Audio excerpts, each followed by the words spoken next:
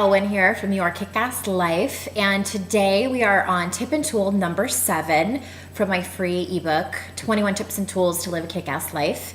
And today's tip is about taking responsibility for a relationship that you might be in. If this is a dysfunctional relationship, my point and my lesson here is to take responsibility for it because you are choosing to allow it to happen. This tip is dear to my heart because it comes from my own real life story. Years ago, I was in a relationship where I was responsible for creating this relationship that wasn't serving either of us. We stuck it out for 13 years, and both of us deep down knew that it wasn't a great relationship for both of us. I wasn't being treated well, and I stuck around for it for a really long time. And I kept thinking that eventually things would change. If maybe I just hung around long enough, if we got married, if we bought a house, all of these things, it was the if only I had something else, then things would change. And that whole time, I scrambled and hustled to be the type of person that I thought would create the change in the relationship. I felt like if I put myself into this sort of mold or this box, then he would change, or the world around me, or the circumstances, something would change. That's really smart, right? And nothing changed. So the reason I didn't leave was because I was afraid. I was afraid of starting over.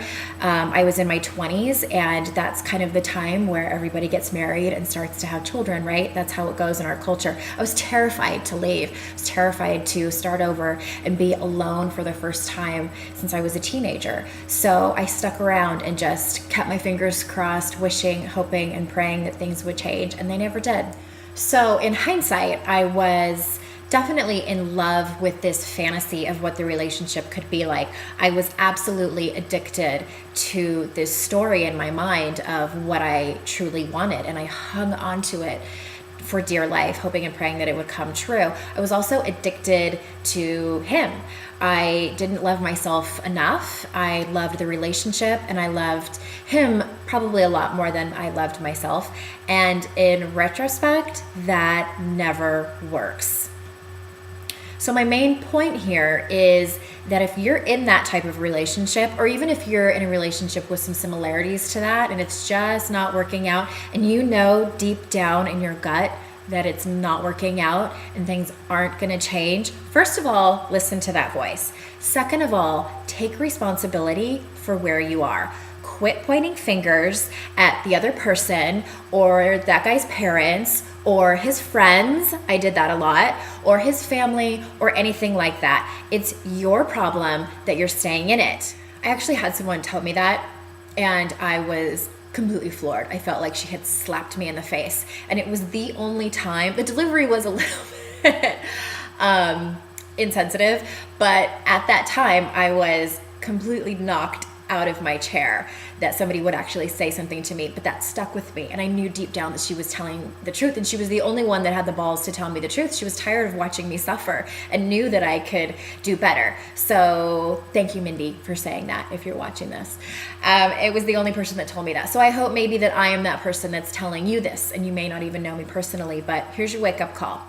I now see this a lot in relationships. People spend so much time wishing and hoping that their partner is going to change. So my question is, how many people do you know that have spent so much time and energy bitching and moaning and complaining and wishing and hoping that their partner is going to change, and then poof, they suddenly do. The partner changes. I don't know anybody that's ever happened to. Do you? It just doesn't happen. So my point is that the only person that can make you happy is you. The only person that can destroy you and make you miserable is you. It's not your partner's job to do all of the things that you deserve.